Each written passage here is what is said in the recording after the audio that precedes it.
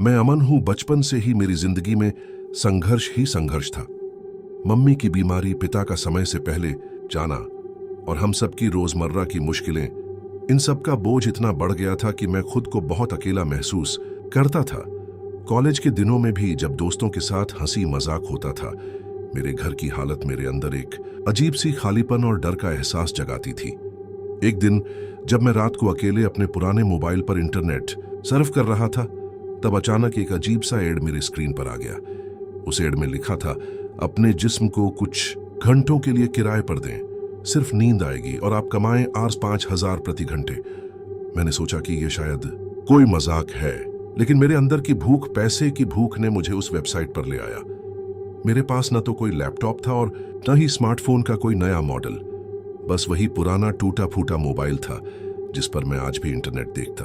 हाँ, उस रात जब मैं अपनी मम्मी की हालत देखकर बेचारा हो गया था, मैंने उस वेबसाइट पर दर्ज किए गए निर्देशों को ध्यान से पढ़ा। वेबसाइट की भाषा साधारण थी, लेकिन उसकी सादगी में कुछ अजीब सा डर भी था। कोई भी डिटेल नहीं, बस 2 ऑप्शन, अग्री और डिक्लाइन। मेरी जिंदगी में इतने सारे असफल प्रयासों के बाद जब मुझे उम्मीद की किरण भी नहीं दिख रही थी, मैंने बिना ज्यादा सोच विचार किए अग्री दबा दिया।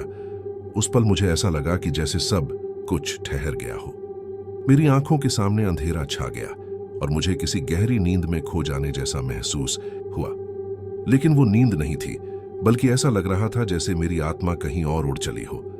उस रात कुछ भी सामान्य नहीं रहा। सुबह जब मेरी आंख खुली तो सब कुछ बदल चुका था। मेरे कमरे की दीवारों पर अजीब से निशान थे, जैसे किसी ने मेरे हाथों से लिख दिया हो, और मेरे मोबाइल पर एक अनजान कॉल आ रही थी। धीरे धीरे मुझे एहसास हुआ कि मेरे अंदर कुछ बदलाव हो रहे हैं। मेरी आवाज में एक अजनबी गूंज थी और मैं खुद को आईने में देखकर भी पहचान नहीं पा रहा था। दोस्तों ने मुझसे पूछा कि मैं ठीक हूं या नहीं, पर मैंने कुछ समझाया नहीं। मेरे अंदर का डर और असहजता शब्दों में बयान नहीं हो सकी। और फिर वो पल आया जब एक अजनबी व्यक्ति ने मुझसे मिलने की मांग की। उसने बताया कि मेरे इस फैसले का एक गहरा राज है जो मेरे जीवन की सारी कड़वाहटों और दर्द को छुपा रहा है। उसके आने के बाद हर दिन मेरे लिए एक नई दहशत लेकर आता। कभी मेरे आसपास के लोग अचानक बदल जाते, कभी मेरी याददाश्त में दरारें पड़ जाती। मुझे ऐसा लगने लगा कि मेरा जिस्म अब मेरा अपना नहीं रहा, बल्कि कोई और मेरे अंदर रहकर मेरी जिंदगी हड़प रहा है। ये सब सोचते हुए मैं आज भी उस अंधेरी रात की याद में खोया रहता हूं। मैंने कभी सोचा भी नहीं था कि एक फैसला मेरे जीवन को इस कदर बदल देगा। अब मुझे समझ में आया है कि उस वेबसाइट का मतलब सिर्फ पैसे कमाना नहीं था, बल्कि मेरी जिंदगी के सबसे अनसुलझे राजों को उजागर करने का एक अंधकारमय सौदा था। सुबह जब मेरी आंख खुली तो मैं अपने कमरे में था, लेकिन सब कुछ वैसा नहीं था जैसा सोने से पहले था। खिड़की की परछाई अजीब ढंग से अंदर आ रही थी, जैसे बाहर से कोई देख रहा हो। दीवार पर एक नया निशान था, मेरी उंगली जितना लंबा, लेकिन ऐसा लग रहा था जैसे उसे जलती चीज से खींचा गया हो। मैंने आईना देखा, चेहरा वही था, पर आंखें कुछ और कह रही थीं, जैसे रात भर कोई और उस जिस्म में रह चुका हो। मैं हिला, चल सका, लेकिन हर मूवमेंट ऐसा लग रहा था जैसे कोई मेरे अंदर से मुझे कंट्रोल कर रहा हो। धीरे ठहर ठहर करच मेरे मोबाइल में एक वीडियो खुद ब खुद सेव हो गया था। मैंने प्ले किया। कैमरा चालू था पूरी रात। मैं बिस्तर पर लेटा नहीं था, मैं खड़ा था और आंखें खुली थीं, एकदम गोल। मेरे होंठ हिल रहे थे, पर आवाज मेरी नहीं थी। कोई और भाषा थी जिसे मैं कभी सीखा ही नहीं। उस दिन जब मैं बाहर निकला तो अजीब चीजें होने लगीं। दोपहर में पड़ोस की आंटी ने मेरी तरफ देखा और सहम गई। उसने धीरे से कहा, तेरी आंखें, ये तो, और फिर अंदर चली गई बिना कुछ कहे। शाम को मैं दवाइयां लेने मेडिकल स्टोर गया। वही दुकानदार जिसने एक दिन पहले झिड़क दिया था, आज मुझे देखकर कुछ नहीं बोला। चुपचाप दवाइयां मेरे हाथ में थमाई और आंखें नीचे कर लीं। रात को जब मां सो गई, मैं फिर उस वेबसाइट को ढूंढना चाहता था, लेकिन अब वो वेबसाइट कहीं नहीं थी। यूआरएल वही था, पर ब्राउजर कहता साइट नॉट फाउंड। लेकिन ठीक 1:17 AM पर मेरे मोबाइल की स्क्रीन फिर ब्लैक हुई और एक नोटिफिकेशन आया, your body has been successfully rented again, sleep well.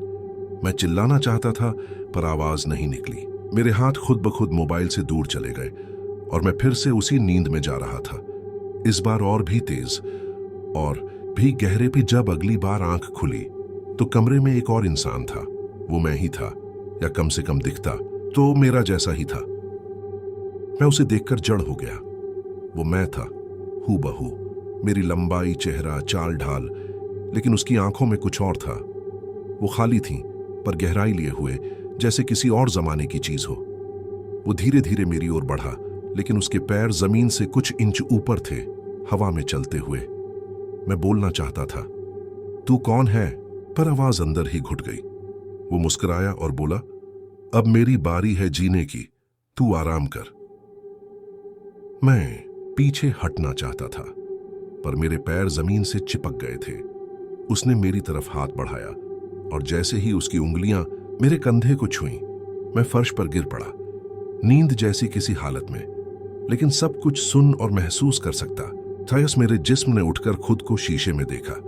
वो अब मेरा नहीं था। वो जो भी था, उसने मेरी आदतें, मेरी आवाज, मेरा मोबाइल सब अपना लिया। अगले कुछ दिनों में मैं जैसे परछाई बन गया था। सब कुछ देख रहा था, मम्मी को सुबह उठाकर दवा देना, मेरा कॉलेज जाना, यहां तक कि मेरी गर्लफ्रेंड से चैट करना भी। पर फर्क था, बहुत बड़ा फर्क। अब वो मैं कभी कभी बातों में अजीब जवाब देता। उसे चीजें याद नहीं रहती जो मुझे हमेशा याद रहती थी। मम्मी को भी धीरे धीरे शक होने लगा। एक दिन मम्मी की दवाइयों में उसने कुछ मिलाया। मम्मी की हालत और बिगड़ गई। वो रोई, चिल्लाई, पर मैंने देखा, सुना, कुछ नहीं कर सका। उस रात मैंने खुद से पहली बार सवाल किया, क्या मैंने सिर्फ अपना शरीर किराए पर दिया था या पूरी जिंदगी? मैंने दोबारा उस वेबसाइट को ढूंढने की कोशिश की। इस बार स्क्रीन पर बस एक लाइन चमकी, किराया पूरा हुआ पर वापसी मुमकिन नहीं।